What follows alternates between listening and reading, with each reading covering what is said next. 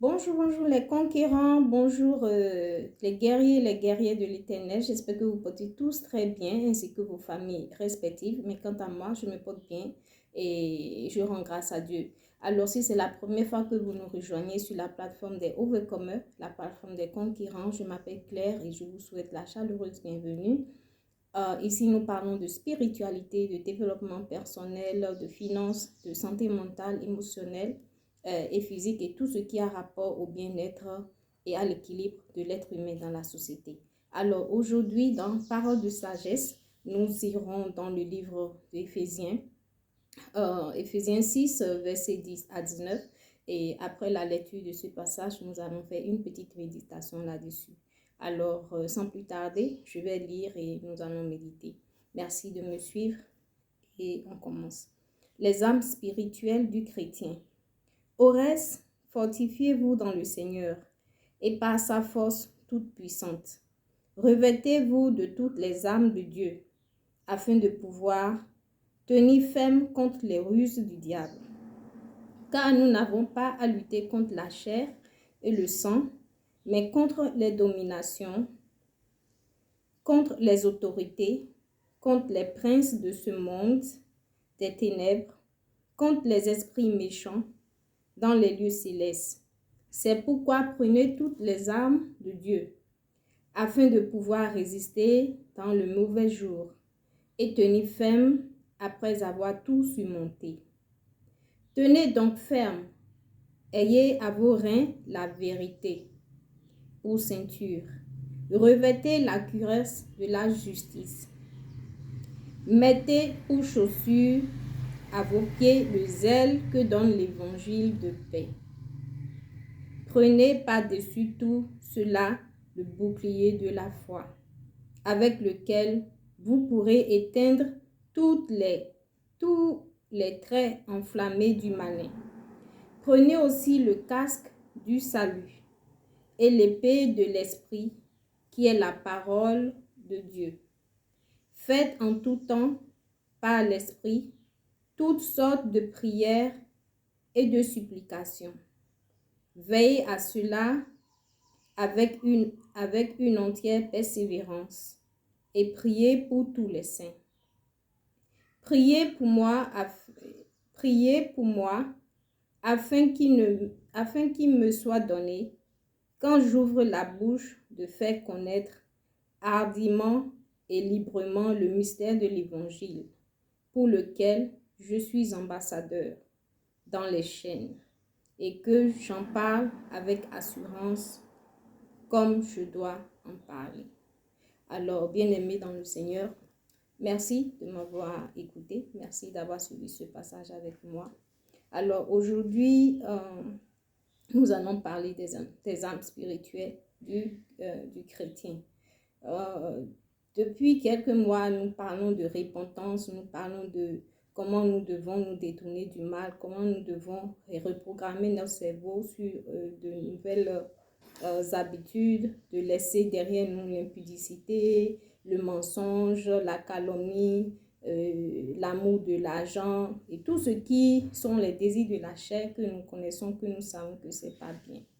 Alors, quand nous décidons de changer, de nous repentir et de tourner de ces mauvaises choses, sachez que vous serez attaqué. Vous serez attaqué. Vous serez attaqué. Pourquoi? Parce que l'ennemi ne veut pas que vous quittez son emprise. L'ennemi ne veut pas que vous quittez les ténèbres pour la lumière. Et quand vous décidez de donner votre vie à Christ, de suivre la parole, de suivre Dieu dans votre vie, vous serez attaqué par l'ennemi parce qu'il perd du terrain et Dieu gagne du terrain. Alors, il va vous secouer de toutes les manières que ce soit. Il va s'attaquer à votre santé, il va s'attaquer à vos finances, il va s'attaquer à vos familles, il va s'attaquer à tout ce que vous pouvez entreprendre pour vous empêcher d'aller de l'avant. Donc, quand ça arrive comme ça, il faut résister. Il faut résister. Et comment il faut résister? Et c'est les outils qu'on peut utiliser pour résister qu'on nous donne ici. D'abord, il y a la parole. Il faut être dans la parole. Il faut lire sa Bible. Il faut méditer. Il faut méditer. Il faut lire sa Bible. Il faut être dans la parole. Parce que l'accusateur, l'ennemi, connaît la parole. Et il utilise la parole contre nous. Et il twiste, il mélange la parole pour nous embourber. Donc, si nous ne connaissons pas la parole, c'est très facile pour lui de nous couper l'herbe sous le pied. Donc, c'est important de connaître la parole, d'être dans la parole, de faire des prières, de prier régulièrement. Prier, c'est communiquer avec Dieu, tout simplement. Ça ne devrait pas être une corvée pour nous. Donc, comme tous les jours, vous avez vos pères, vos papas, vos mamans, vous discutez avec eux. Donc, c'est la même chose que de discuter avec Dieu. C'est communiquer. Et ce n'est pas seulement à vous de parler, lui aussi vous parle. Il vous parle pas des rêves, pas des visions, et pas des signes qui vous donne, et aussi pas sa parole. Quand vous êtes dans la parole, il vous conduit quelque part pour vous dire, pour vous donner l'écriture qui va vous aider à trouver la solution à vos problèmes. Donc, c'est important de rester dans la parole, de lire la parole, parce qu'on dit la foi vient en entendant la parole de Dieu. Donc, il faut être continuellement dans la parole pour pouvoir être aguerri des commandements de Dieu, de la voie, parce que Dieu vous montrera la voie. Si vous êtes humble et que vous repentez, que vous laissez Dieu être votre guide, il vous montrera la voie. Donc, restez dans la prière, restez en communication avec Dieu, restez dans la parole et faites des supplications. Ensuite, on nous demande d'être dans la vérité, dans la justice. Donc, vous ne pouvez pas suivre Dieu et rester dans les ténèbres et mentir, et voler, et calomnier, et passer des rumeurs sur les gens, des fausses accusations et tout. Donc, si vous devez quitter les ténèbres pour la lumière, vous devez être dans la vérité. Vous devez aimer la justice. Vous ne devez pas faire de faux témoignages, de fausses accusations et tout. Donc, c'est important quand vous décidez de vous repentir et de quitter les ténèbres pour la lumière, restez dans la justice, restez dans la vérité. Gardez, on dit ici, mettez pour chaussure à vos pieds le zèle de l'évangile de paix. Alors, nous venons ici partager la parole. Ce n'est pas une question de guerre. Nous venons dans la paix. On dit que nous n'avons pas à lutter contre la chair et le sang, mais contre les dominations, contre les autorités, contre les princes de ce monde des ténèbres, contre les esprits méchants dans les lieux célestes. Donc, le combat n'est pas physique. Le combat, il est spirituel. Et si nous allons rapidement dans 2 Corinthiens 10, verset 3, ça dit ceci. Si nous marchons dans la chair, nous ne combattons pas selon la chair, car les âmes avec lesquelles nous combattons ne sont pas charnelles, mais elles sont puissantes par la vertu de Dieu pour renverser les forteresses. Donc, c'est un combat spirituel. C'est pas du tout charnel, c'est pas de la terre. C'est pas de la chair, c'est pas physique. C'est spirituel, donc ça a rapport avec le mental. Ça a rapport avec votre esprit et votre âme et tout. Et pour cela, il faut être dans la méditation. Il faut être connecté à Dieu pour qu'il vous montre le chemin et qu'il vous aide, et qu'il vous protège, qu'il vous montre le chemin. Donc, c'est important pour nous de savoir que l'évangile que nous prenons, c'est pas pour faire la guerre, mais nous sommes des faiseurs de paix. Nous sommes des ambassadeurs de Dieu. Nous sommes des faiseurs de paix. Nous sommes ici pour changer les comportements, pour enlever tout ce qui est poussiéreux, pour ramener les ténèbres à la lumière. C'est notre comment on dit, devoir. de ramener les âmes qui sont dans les ténèbres à la lumière, pour que chacun puisse avoir l'opportunité de dîner à la table divine, à la table du Seigneur au jour opportun. Alors, ensuite, on nous dit, nous devons porter l'évangile de paix et prenez par-dessus tout cela le bouclier de la foi, avec lequel vous pourrez éteindre tous les traits enflammés du mal. Donc, vous ne pouvez pas faire ce combat sans avoir la foi. C'est important. La foi, c'est l'assurance de croire, c'est de croire à quelque chose qui n'est pas encore là, mais vous êtes sûr et certain que ça s'accomplira parce que Dieu l'a dit et parce qu'il l'a prononcé. Il accomplira. Tout ce que Dieu dit s'accomplit toujours. Dieu n'est pas comme nous qui changeons de décision à chaque instant, mais il est un Dieu fidèle. C'est un Dieu de parole, c'est un Dieu d'honneur, c'est un Dieu intègre, c'est un Dieu généreux et miséricordieux. Donc, si nous sommes ses ambassadeurs, nous devons être à son image. Alors, si nous passons, l'ennemi nous attaque, c'est pour nous permettre aussi de ressembler à Christ à travers ces événements que nous traversons. Donc, c'est important pour nous de garder la foi, d'être persévérant dans la prière, d'être persévérant dans la foi et de continuer à partager l'évangile partout où Dieu nous amènera.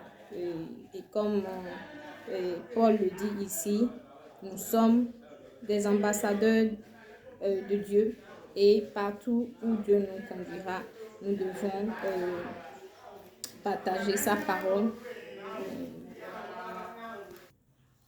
Alors, je disais tantôt que nous devons garder la foi, nous devons avoir l'assurance que nous sommes vainqueurs et quelles que soient les attaques du malin sur nos vies, nous triompherons toujours parce que nous avons Dieu avec nous. Quand vous avez Dieu avec nous, vous êtes toujours vainqueur. Mais pour cela, il faut avoir la foi. Il faut avoir la certitude dans votre cœur. Il faut avoir l'assurance que Dieu est au-delà de tous ces attaques, de tous ces problèmes que l'ennemi met dans votre vie. Et quand vous surpasserez cela, l'ennemi passera lui-même. Il s'enfuira de vous parce qu'il verra que vous avez bâti votre maison sur une fondation vraiment solide, une fondation vraiment inébranlable, vraiment, comment dire, qui ne bouge pas, qui est bien cimentée dans le sol. Donc, on dit dans 1 Timothée 1, 18 à 20, qui dit ici, tu combats le bon combat en gardant la foi et la bonne conscience. Cette conscience, quelques-uns l'ont perdue et ils ont fait naufrage par rapport à la foi. Donc, c'est important d'avoir la foi quand vous décidez de suivre Dieu dans votre vie. C'est important d'avoir la foi. C'est important d'avoir l'assurance que Dieu est capable, que Dieu est en mesure de changer l'impossible au possible. Donc, je vous exhorte aujourd'hui, mes frères et sœurs, à garder la foi, quel que soit ce que vous traversez. Ne vous apeurez pas, n'ayez pas peur, parce que l'ennemi utilise la peur pour vous anéantir, pour vous hypnotiser, pour vous manipuler, pour vous contrôler. Mais quand vous avez la foi, quel que soit ce que l'ennemi mettra sur votre chemin, vous aurez la paix. Vous aurez une paix que vous-même vous n'allez pas comprendre.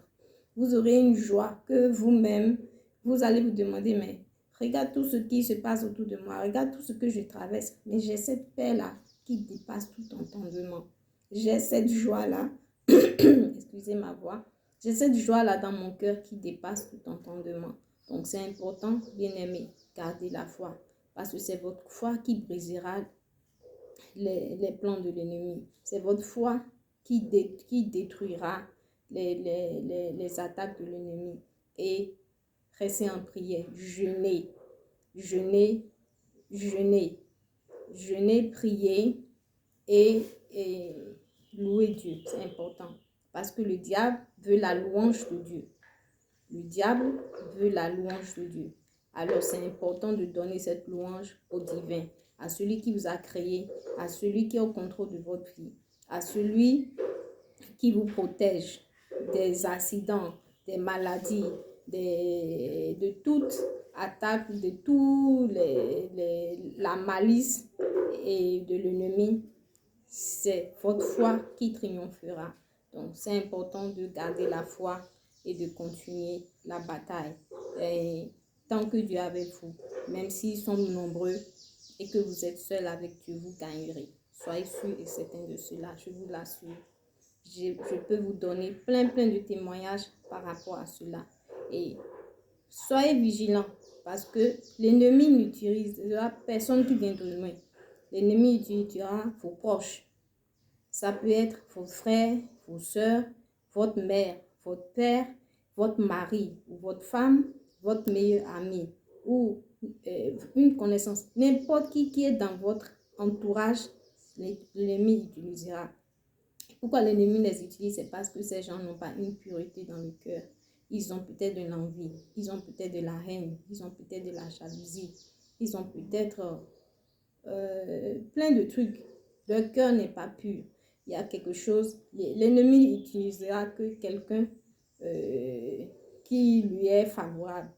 Donc, si vous avez des gens autour de vous et vous avez l'intuition que ces gens ne vous aiment pas, faites attention.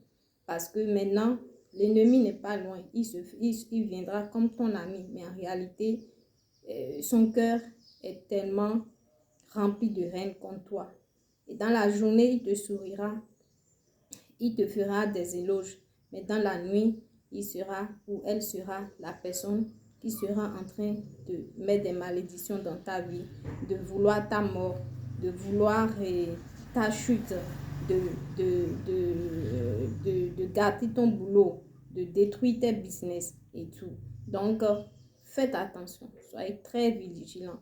Soyez très vigilants, demandez le discernement à Dieu. Le discernement vous permettra de savoir quel type d'esprit est en train de fonctionner à travers telle ou telle personne et vous prendrez vos dispositions. Soyez stratège, malin. La parole dit que je vous envoie comme des brebis au milieu de loups. Soyez prudents comme les serpents et doux comme des colombes. Donc, nous sommes ici pour annoncer un évangile de paix, mais soyez prudents. Soyez très prudents. Vos proches, c'est ça. Vos proches seront utilisés contre vous. Ce sera votre famille, ce sera votre mari, ce sera votre femme, ce sera votre enfant, ce sera votre meilleur ami. Faites attention. Soyez vigilants. Et que Dieu nous aide, que Dieu nous accompagne dans cette lutte-là. Et parce que chaque âme qui est gagnée pour le Seigneur, c'est une réjouissance dans les cieux.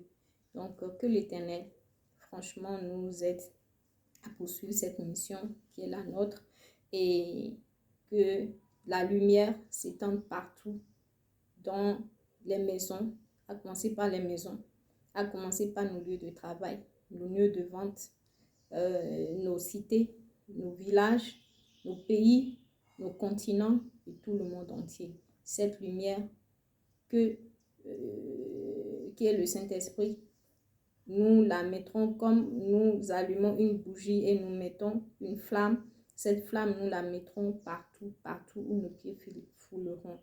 Que le Saint-Esprit nous aide à discerner les mauvaises graines des bonnes et que Dieu nous aide à continuer notre mission malgré les difficultés, malgré les attaques, malgré les péripéties, et nous serons vainqueurs. Nous sommes plus que vainqueurs. Nous nous relèverons toujours de nos cendres et nous continuerons toujours à prier au nom de Jésus.